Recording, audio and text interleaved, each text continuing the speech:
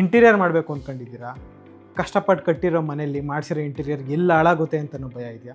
ಹಂಗಾದರೆ right materials ಎಲ್ಲೆಲ್ಲಿ use ಮಾಡಬೇಕು ಅಂತ ತಿಳ್ಕೊಳ್ಳಿ.